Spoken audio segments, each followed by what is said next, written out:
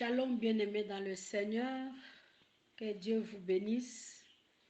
C'est la sœur Lola Bumba depuis la ville d'Abidjan, Côte d'Ivoire, qui va faciliter la méditation de ce matin, 8 mars 2024. Vraiment bonne fête à toutes nos sœurs, bonne fête à toutes nos mamans du groupe Méditons ensemble.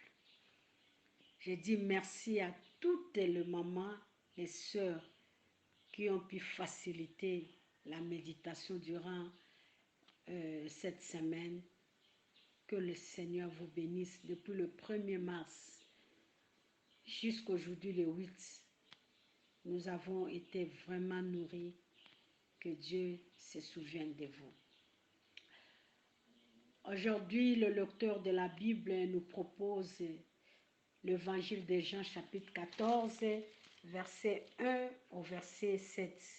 Il y a 3 questions qui vont nous faciliter le partage. C'est la question numéro 1, la question numéro 3 et la question numéro 7. Sans oublier nos questions de routine. La question numéro 1, de quoi ou de qui parlent ces versets? La question numéro 3, y a-t-il un exemple à suivre ou à ne pas suivre? Et la question numéro 7, quelle vérité Dieu me révèle-t-il? Avant de commencer notre lecture, nous allons prier, bien-aimés dans le Seigneur. Merci Dieu d'amour, merci Dieu de grâce pour cette faveur que tu nous as faite ce matin, d'être classé parmi les vivants. Merci pour ton secours. La Bible dit, dès l'aube du matin, tu nous apportes ton secours. Merci pour ton secours, Seigneur. Merci de nous bénir, de nous faire du bien, de nous arroser par ta parole, Seigneur. Que toute la gloire te revienne dans le nom précieux de Jésus-Christ. Amen. Oui, bien-aimés dans le Seigneur, sans plus tarder, nous allons passer à la lecture de notre texte. Comme je venais de le dire, Jean chapitre 14, verset 1 au verset 7. Je lis dans la version Louis II. Que votre cœur ne se trouble point. Croyez en Dieu et croyez en moi. Il y a plusieurs demeures dans la maison de mon Père. Si cela n'était pas, je vous l'aurais dit. Je vais vous préparer une place. Et lorsque je m'en serai allé et que je vous aurai préparé une place, je reviendrai et je vous prendrai avec moi, afin que là où je suis, vous y soyez aussi. Vous savez où je vais et vous en savez le chemin. Thomas lui dit, Seigneur, nous ne savons où tu vas. Comment pouvons-nous savoir le chemin? Jésus lui dit, je suis le chemin, la vérité et la vie. Nul ne vient au Père que par moi.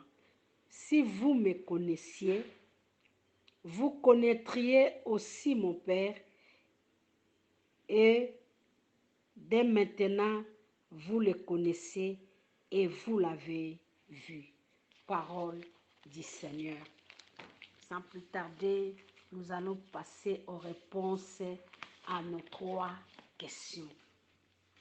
La première question, comme je l'ai dit tantôt, de quoi ou de qui parle ces textes? Bien-aimés dans le Seigneur, c'est la suite d'hier, parce que nous constatons déjà au chapitre 13, verset 36, Simon-Pierre demande à Jésus, mais où est-ce que tu vas aller? Où tu vas? Parce que Jésus parle déjà de la séparation. Il y a le discours de réconfort de Jésus à ses disciples. Jésus parle de son départ. Et cela trouble les disciples. Cela inquiète les disciples. Jésus, en tant que Dieu, connaissant leurs pensées, connaissant ce qu'ils sont en train de méditer, Jésus prend la parole pour les réconforter, pour les rassurer à ne pas plutôt s'inquiéter, mais de lui faire confiance. Il les promet que la séparation est temporaire, car il reviendra pour l'escorter jusqu'à la destination. Et Jésus déclare avec assurance, avec confiance, avec vérité, que c'est lui le chemin, la vérité et la vie.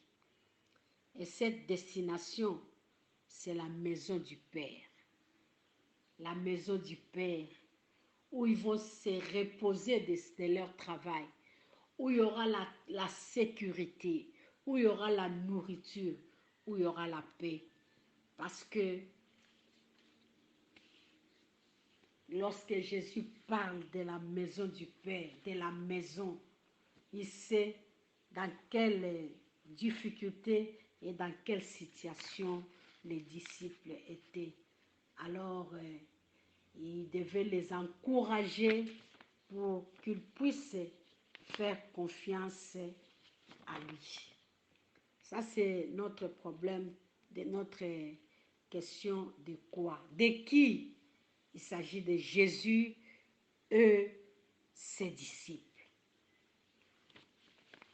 La question numéro 3, est-ce qu'il y a des exemples à suivre et à ne pas suivre? Bien évidemment, nous avons des exemples à suivre. Le premier exemple à suivre, c'est ces paroles d'encouragement que Jésus donne à ses disciples. C'est un exemple à suivre. Cette prise en charge morale, il fortifie la foi de ses disciples dans les perspectives des épreuves qui surviendront bientôt.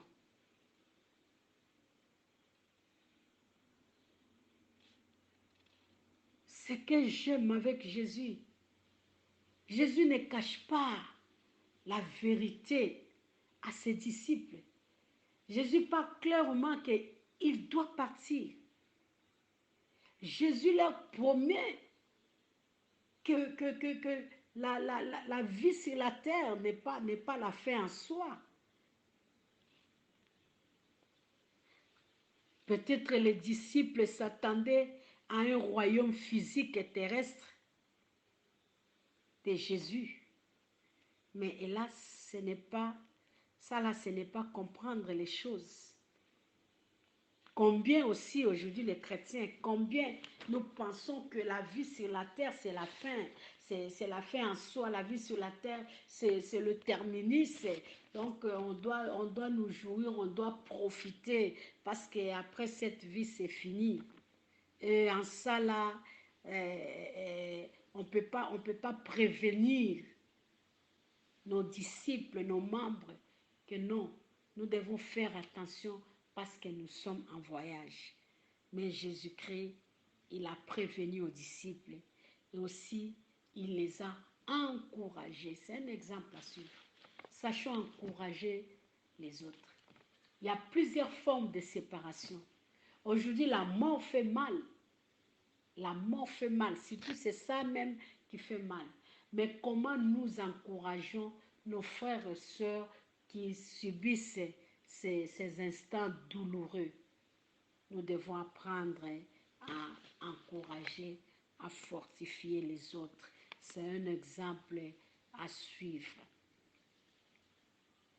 Deuxième exemple à suivre, bien-aimés dans le Seigneur, c'est comment nous préparons une place pour nos disciples, pour le membre que nous formons. Comment nous préparons une place pour eux? Où nous préparons la place pour eux? Jésus était sûr. Il dit aux disciples que je vais vous préparer une place au ciel. Nous devons travailler en sorte que nos disciples aient une place au ciel. Nous devons être sûrs que les disciples que nous sommes en train de former demain seront au ciel avec nous. Jésus était trop rassurant.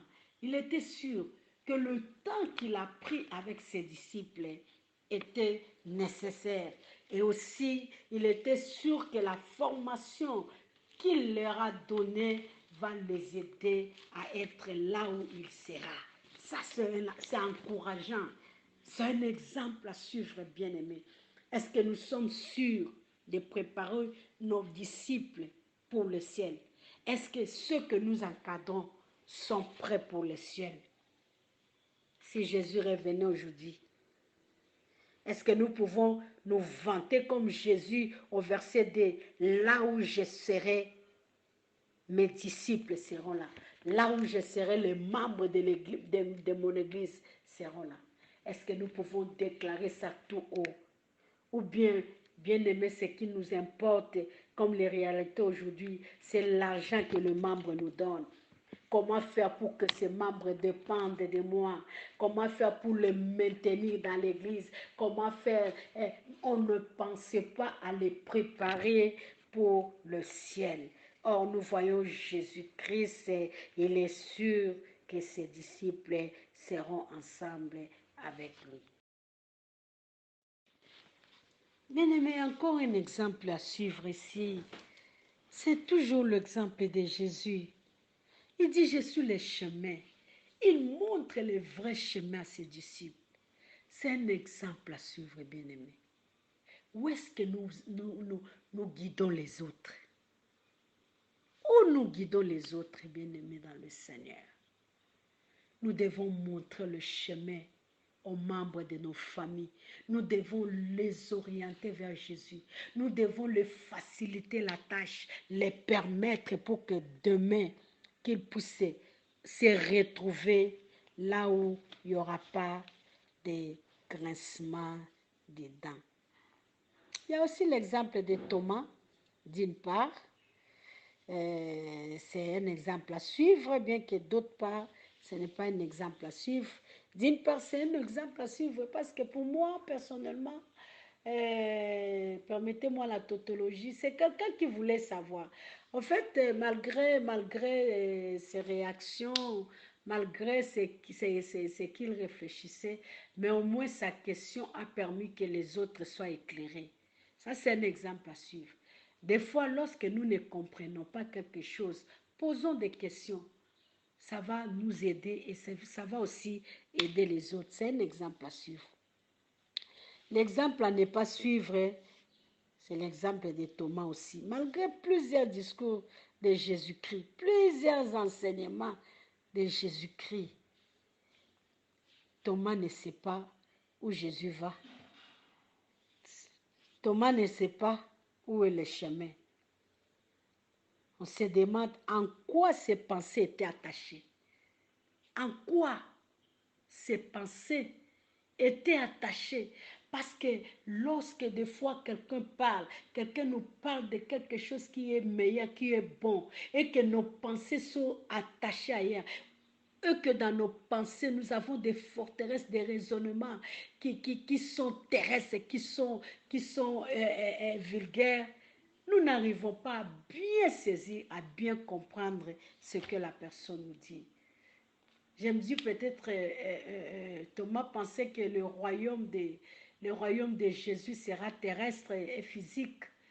Donc, il s'attendait à être ministre. Donc, la façon dont il a réagi, quand tu vois l'esprit de sa parole, tu vois que c'est quelqu'un qui parle avec l'incertitude. Mais nous-mêmes, on ne sait pas où tu vas, comment on va connaître le chemin. Donc, vraiment, c'est un langage de quelqu'un qui est découragé. Mais j'aime la façon dont Jésus répond à Thomas. Jésus répond à Thomas calmement. Jésus n'a pas blâmé Thomas, mais il lui a répondu pour l'éclaircir et aussi éclaircir les autres. Donc voilà un peu la question numéro 3. Et troisième question, c'est la question numéro 7. Quelle vérité Dieu nous révèle. Oui, bien-aimés, la première vérité que je tire dans ces textes, c'est que la vie sur la terre n'est pas un terminus, mais un passage. Ainsi, je dois me fortifier. C'est un passage. Je ne suis pas un vagabond qui erre sur la terre, mais une pèlerine qui se rend au ciel. Je suis en voyage. Je suis en passage. Je veux au ciel. Alors, il ne faut pas que je m'attache à tout ce qui peut m'empêcher d'avancer.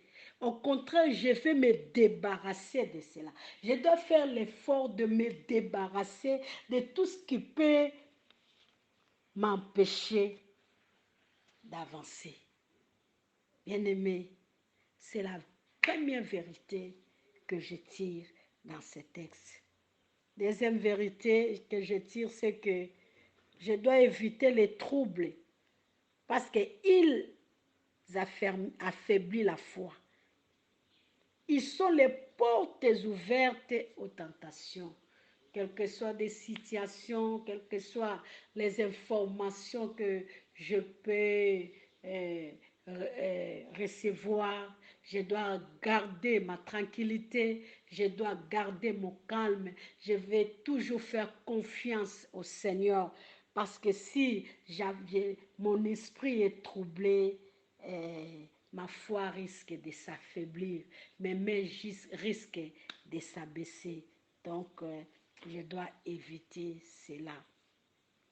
Troisième vérité que je tire dans ces textes, c'est que les préparatifs de la place dans la maison du Père est réel. Quand je vérifie ma Bible, lorsque Dieu a créé l'homme, il avait préparé déjà un jardin où l'homme devait rester. Il avait préparé le jardin d'Éden. Il avait préparé le Canaan pour les enfants d'Israël. Il y a des préparations. Et aussi le paradis. Dieu est en train de préparer cela. Dieu prépare les préparatifs dans la maison du Père. La maison du Père, la maison de la sécurité, la maison du pain, la maison de la joie. Bien-aimé, il y a déjà des préparatifs pour aller dans la maison du Père. Donc évitons les distractions, évitons ce qui peut nous empêcher d'y entrer. Focalisons-nous, oh bien-aimés dans le Seigneur, vers cette maison. Est-ce qu'il y a un verset qui m'interpelle le plus dans ces passages? Oui, bien-aimé, c'est le verset 2. Il y a plusieurs demeures dans la maison de mon Père. Si cela n'était pas, je vous l'aurais dit. Je vais vous préparer une place. Oui, il y a plusieurs demeures dans la maison du Père. Donc, nous devons travailler en sorte que nous ne puissions pas aller seuls, mais que nous puissions aussi permettre aux autres d'aller dans la maison du Père, parce qu'il y a plusieurs demeures. Il y a plusieurs demeures. Il y a plusieurs demeures dans la maison du Père. Il y a la place. Il y a de la place pour tout le monde. Oh, bien-aimés dans le Seigneur, invitons les autres. Invitons les autres. Facilitons la tâche aux autres. Permettons aussi aux autres d'aller dans la maison du Père. Là-bas, il n'y aura pas les bruits de la guerre. Il n'y aura pas la faim. Il n'y aura pas la maladie. C'est la sécurité. C'est la tranquillité. Bien-aimé, c'est le repos après le travail. La maison du Père. Oui, bien-aimé dans le Seigneur. En conclusion, je dis, pour ne pas s'égarer, Jésus est le chemin, la vérité et la vie. Faisons confiance à sa parole. C'est lui qui rend clair le bout du chemin. Le connaître, c'est connaître le Père. Oui, bien-aimé. Jésus, c'est le chemin obligé. Prions le Seigneur. Merci Père pour ta parole de ce matin. Bénis-la. Bénis tous ceux qui vont commenter, qui vont argumenter, Seigneur, cette parole pour que ton peuple soit béni et arrosé. Que ton nom soit béni. Tiens-nous, Jésus. Fortifie-nous encore, Seigneur. Soutiens-nous, Jésus. Je prie pour tous ceux qui traversent les moments difficiles, les moments de troubles, les moments de tristesse. Seigneur, s'il te plaît, console-les, fortifie-les, Jésus, par le Saint-Esprit. Oh Seigneur, console leur cœur. Comme, Seigneur, tu as parlé à Élie, lève-toi, mange et bois car la route est longue. Oui, Seigneur, la route est longue. Donne-nous la nourriture nécessaire. Oh, oh Seigneur, désaltère notre soif. Aide-nous, Jésus, afin que nous puissions arriver jusqu'au bout. Merci, Seigneur, de bénir ta parole. Au nom de Jésus. Amen. Que Dieu vous bénisse. Ciao.